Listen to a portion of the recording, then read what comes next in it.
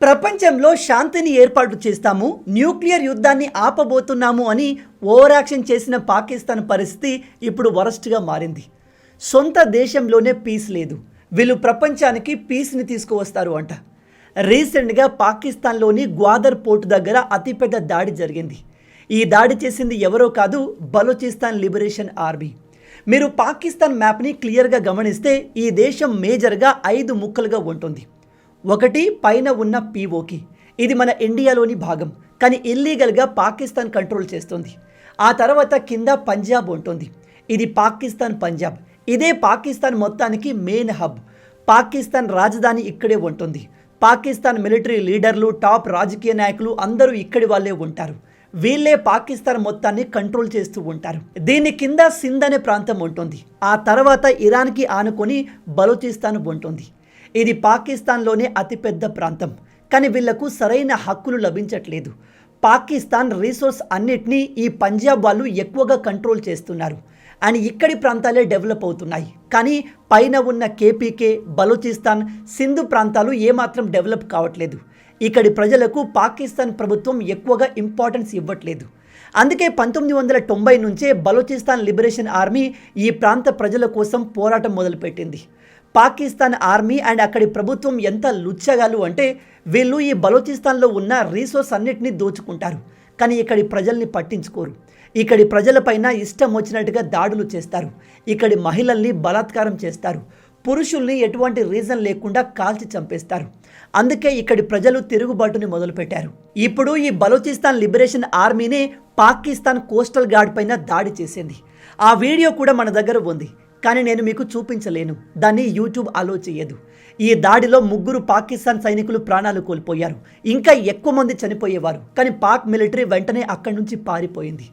ఇది చాలా పెద్ద డెవలప్మెంట్, ఎందుకంటే ఇప్పటి వరకు బలూచిస్తాన్ లిబరేషన్ ఆర్మీ పాకిస్తాన్ మిలిటరీతో భూమిపైన పోరాడింది, కానీ వాటర్లో అంటే సముద్రంలో కూడా మేము పాకిస్తాన్ మిలిటరీని టార్గెట్ చేయగలము అని వీళ్ళు ఇప్పుడు ప్రూవ్ చేశారు. అయితే ఈ దాడి ఎక్కడ జరిగింది, దీని లొకేషన్ ఏంటి అనే విషయానికి వస్తే, ఈ బలూచిస్తాన్కి సౌత్లో ఉన్న గ్వాదర్ పోర్టు దగ్గర కార్నర్లో జివానీ అనే ప్రాంతం ఉంటుంది. అక్కడే ఈ దాడి జరిగింది. ఒక 5 సంవత్సరాల క్రితం బలూచిస్తాన్ లిబరేషన్ ఆర్మీ చాలా వీక్గా ఉండేది. వీళ్ళను పాకిస్తాన్ మిలిటరీ ఈజీగా ఐడెంటిఫై చేసి ఎలిమినేట్ చేసేది. కానీ గత కొన్ని సంవత్సరాల నుంచి వీళ్ళు చాలా పవర్ఫుల్గా మారుతున్నారు. వీళ్ళ దగ్గర అడ్వాన్స్ వెపన్స్ వస్తున్నాయి. మనం కొన్ని రోజుల కింద ఒక వీడియో చేశాము. బలూచిస్తాన్ లిబరేషన్ ఆర్మీ పాకిస్తాన్కి చెందిన ఒక ట్రైన్ మొత్తాన్ని హైజాక్ చేసింది అని. దాని పేరే జాఫర్ ఎక్స్ప్రెస్. ఆ సమయంలో కూడా వీళ్ళు 100 మంది పాకిస్తానీ మిలిటరీ పర్సనల్స్ని చంపేశారు. ఈ లుచ్చా పాకిస్తాన్ ఎంత సిగ్గులేని దేశం అంటే, తమ సైనికులు 100ల సంఖ్యలో చనిపోతున్నా వీళ్ళు ఆ విషయాన్ని బయటకు రానివ్వరు. పైనుంచి తాలిబన్లు, లోపల ఈ బలూచిస్తాన్ లిబరేషన్ ఆర్మీ పాకిస్తాన్ మిలిటరీని టార్గెట్ చేసి చిత్తు చేస్తున్నా వీళ్ళు బయటకు మాత్రం మేము ఒక సూపర్ పవర్, పాకిస్తాన్ దగ్గర న్యూక్లియర్ వెపన్స్ ఉన్నాయి అని గొప్పలు చెప్పుకుంటారు. ఇదిగో ఇక్కడ కనిపిస్తున్న ఈ చిల్లరగాడి పేరు ఖ్వాజా ఆసిఫ్. వీడు పాకిస్తాన్ డిఫెన్స్ మినిస్టర్. వీడు పేరుకే డిఫెన్స్ మినిస్టర్, కానీ వీడి దగ్గర ఎటువంటి పవర్స్ ఉండవు. ఎందుకంటే అక్కడ ఉన్న మిలిటరీ అండ్ దేశం మొత్తాన్ని కంట్రోల్ చేసేది అక్కడి మిలిటరీ లీడర్ ఆసిఫ్ మునీర్ గాడు. వీడి పని ఏమిటంటే మీడియా ముందుకు వచ్చి ఇష్టం వచ్చినట్టుగా వాగడం, ఇతర దేశాలకు బెదిరింపులు ఇవ్వడం. వీళ్ళ దేశంలో తినడానికి తిండి లేదు, వీళ్ళ సైనికులకు సొంత దేశంలోనే రక్షణ లేదు. అలాంటి ఈ చిల్లరగాడు ఇండియాకు వార్నింగ్ ఇస్తూ చెబుతాడు, మేము వెస్ట్ బెంగాల్ని కూడా మాలో కలిపేసుకుంటాం, ఈసారి దాడి వెస్ట్ బెంగాల్ పైన జరుగుతుంది అని మాట్లాడుతున్నాడు. వీడు ఒక జోకర్ గాడు. నేను ఈ మాట ఎందుకు చెప్తున్నాను అంటే, వీడు ఇంటర్నేషనల్ మీడియా ముందు ఒకసారి కూర్చొని, అవును పాకిస్తాన్ ఉగ్రవాదుల్ని సపోర్ట్ చేస్తుంది, మేము ఈ పనిని అమెరికా చెప్పడం వల్లే చేస్తున్నాము అంటూ సిగ్గు లేకుండా ఓపెన్గా ఒప్పుకున్నాడు. మీ అందరికీ తెలుసు, రీసెంట్గా పాకిస్తాన్లో ఇరాన్, అమెరికా మధ్య పీస్ టాక్ జరిగింది, కానీ అది అట్టర్ ఫ్లాప్ అయింది. పాకిస్తాన్ లాంటి ఒక ఉగ్రవాద దేశంలో పీస్ టాక్ జరగడం ఏంటి అని చాలా దేశాలు ఆశ్చర్యపోయాయి. అమెరికా ప్రజలే ట్రంప్ గవర్నమెంట్ని, ఒసామా బిన్ లాడెన్కి హెల్ప్ చేసిన పాకిస్తాన్ ప్రపంచంలో పీస్ ఎలా తీసుకువస్తుందని క్రిటిసైజ్ చేశారు. కానీ ట్రంప్ యుగో మీకు తెలుసు కదా, ఇతను ఎందుకో పాకిస్తాన్ని ఫైనాన్షియల్గా అలాగే జియో పొలిటికల్ పరంగా తెగ సపోర్ట్ చేస్తున్నాడు. పాకిస్తాన్లో పీస్ డిస్కషన్లు కంప్లీట్గా ఫెయిల్ అయినప్పటికీ ఈ Trump Pakistan prime minister Shahbaz షరీఫ్ని, అక్కడి ఫీల్డ్ మార్షల్ ఆసిఫ్ మునీర్ని తెగ పొగుడుతున్నాడు. వీళ్ళు ఇద్దరూ కలిసి ట్రంప్కు అంతగా ఏమిచ్చారో అర్థం కావట్లేదు. కొంపదీసి వీళ్ళు తమ దేశం మొత్తాన్ని ట్రంప్ చేతిలో పెట్టేశారా? ఎందుకంటే ఇప్పుడు ట్రంప్ చెబుతున్నాడు సెకండ్ టైం కూడా పీస్ డిస్కషన్లు జరిగే అవకాశం ఉంది, ఈసారి కూడా ఈ డిస్కషన్లు పాకిస్తాన్లోనే జరుగుతాయి అని చెప్తున్నాడు. ఈ పీస్ టాక్ కోసం ఇరాన్, అమెరికాకు చెందిన టాప్ లీడర్లు పాకిస్తాన్కి వస్తారు. సేమ్ అదే సమయంలో బలూచిస్తాన్ లిబరేషన్ ఆర్మీ వీళ్ళపైన దాడి చేసే అవకాశాలు ఉన్నాయి. పాకిస్తాన్ సేఫ్ కంట్రీ కాదు అని తెలిసి కూడా ట్రంప్ ఇక్కడే ఎందుకు చర్చలు చేయాలి అనుకుంటున్నాడు? కొంపదీసి ఈసారి మీటింగ్కి వచ్చే ఇరాన్ అఫీషియల్స్ అందరినీ పాకిస్తాన్లో అరెస్ట్ చేద్దామనుకుంటున్నారా? ఈ విధంగా ఇరాన్ పైన ప్రెజర్ పెంచుదాము అనుకుంటున్నారా? ఇప్పుడు మీలో కొంతమందికి బ్రదర్ అలా చేస్తే పాకిస్తాన్ పైన కూడా ఇరాన్ యుద్ధం చేసే అవకాశం ఉంది కదా అని చెప్పొచ్చు. కానీ ఇంట్రెస్టింగ్ విషయం ఏమిటంటే అలా చేసినా చేయకపోయినా ఇప్పుడు పాకిస్తాన్ యుద్ధం చేయాల్సిందే. అలా ఎందుకు అంటే మీ అందరికీ తెలుసు, లాస్ట్ ఇయర్ సెప్టెంబర్లో సౌదీ అరేబియాకు పాకిస్తాన్కి మధ్య ఒక డిఫెన్స్ అగ్రిమెంట్ జరిగింది. దానికి సంబంధించిన కొన్ని పేపర్లు ఇప్పుడు ఆన్లైన్లో లీక్ అయ్యాయి. ఈ అగ్రిమెంట్ జరిగినప్పుడు మన దేశంలో చాలామంది నాయకులు చూడండి పాకిస్తాన్ రోజు రోజుకి స్ట్రాంగ్ అవుతుంది, సౌదీ అరేబియా లాంటి ఒక ఆయిల్ రిచ్ కంట్రీతో వీళ్ళు మనకన్నా బెటర్ రిలేషన్ మెయింటైన్ చేస్తున్నారు అంటూ మోడీ గవర్నమెంట్ని క్రిటిసైజ్ చేశారు. కానీ ఇప్పుడు తెలిసిన విషయం ఏమిటంటే ఈ అగ్రిమెంట్ ప్రకారం సౌదీ అరేబియా పైన ఎవరైనా దాడి చేస్తే పాకిస్తాన్ పైన దాడి చేసినట్టే. అప్పుడు సౌదీ అరేబియాను కాపాడడానికి వెంటనే పాకిస్తాన్ తమ army, air force, navy, even nuclear వెపన్స్ని కూడా యూజ్ చేయాల్సి ఉంటుంది. కానీ రివర్స్లో అంటే పాకిస్తాన్ పైన ఎవరైనా దాడి చేస్తే పాకిస్తాన్ని కాపాడడానికి సౌదీ అరేబియా రాదు. అండ్ ఇంకో పాయింట్ వినండి, ఇది చాలా ఇంపార్టెంట్. సౌదీ అరేబియాకు మన ఇండియాకు మధ్య మంచి రిలేషన్స్ ఉన్నాయి. దీన్ని దృష్టిలో పెట్టుకొని సౌదీ అరేబియా ఈ అగ్రిమెంట్లో ఒక పాయింట్ని యాడ్ చేసింది.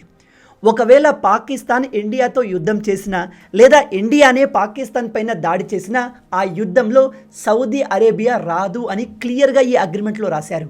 ఈ విధంగా కంప్లీట్గా సౌదీ అరేబియాకు బెనిఫిట్ అయ్యే అగ్రిమెంట్కి పాకిస్తాన్ ఒప్పుకుంది. పాకిస్తాన్ ఎందుకు ఒప్పుకుంది అంటే అది ఒక అడుక్కు తినే దేశం, వీళ్లకు కావాల్సింది డబ్బు. వీళ్ళు డబ్బు కోసం ఎంతటి నీచానికైనా దిగజారుతారు, తమ దేశానికి ఎంతటి అవమానమైనా చేస్తారు. అయితే గత కొన్ని రోజుల నుంచి ఇరాన్ సౌదీ అరేబియా పైన కంటిన్యూగా దాడులు చేస్తుంది. కానీ పాకిస్తాన్ వెంటనే యుద్ధంలోకి దిగలేదు. ఈ విషయం సౌదీ అరేబియాకు అస్సలు నచ్చలేదు. నిజానికి సౌదీ అరేబియా ఈ అగ్రిమెంట్ ద్వారా పాకిస్తాన్ గవర్నమెంట్కి అండ్ మిలిటరీకి ఇంత డబ్బులు పడేసి వాళ్ళను తమ సెక్యూరిటీ కోసం తీసుకుంది. అయినా వీళ్ళు యుద్ధంలోకి రాకపోయేసరికి ఇప్పుడు అరబ్ దేశాలు అన్నీ కలిసి పాకిస్తాన్ పైన ప్రెజర్ పెట్టాయి.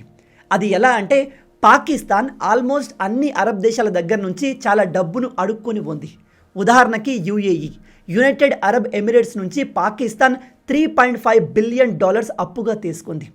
ఇప్పుడు యుఏఈ పాకిస్తాన్ని వెంటనే మా డబ్బులు తిరిగి మాకు ఇవ్వండి, ఈ యుద్ధం కారణంగా మా పైన కూడా ఎకనామిక్ ప్రెజర్ ఉంది, మా డబ్బులు మాకు ఇప్పుడే ఇవ్వండి అంటూ ప్రెజర్ చేసింది. యుఏఈ పవర్ఫుల్ కంట్రీ, వాళ్ళు డబ్బులు అడిగినప్పుడు పాకిస్తాన్ ఇవ్వాలా రేపు అని రీజన్ చెప్పకూడదు, ఖచ్చితంగా తిరిగి ఇవ్వాల్సిందే. కానీ పాకిస్తాన్ లాంటి అడుక్కునే దేశం దగ్గర బిలియన్స్ ఆఫ్ డాలర్స్ ఎలా వస్తాయి? అందుకే వీళ్ళు ఇప్పుడు సౌదీ అరేబియా దగ్గరకు వెళ్ళి మళ్ళీ అడుక్కుంటున్నారు. ఇప్పుడు సౌదీ అరేబియా అండ్ ఖతర్ కలిసి పాకిస్తాన్కి $5 బిలియన్ డబ్బుని మళ్ళీ అప్పుగా ఇచ్చారు. ఈ డబ్బుని ఇప్పుడు పాకిస్తాన్ యుఏఈకి ఇస్తుంది. కానీ సౌదీ అరేబియా ఊరికే ఈ డబ్బును ఇవ్వలేదు.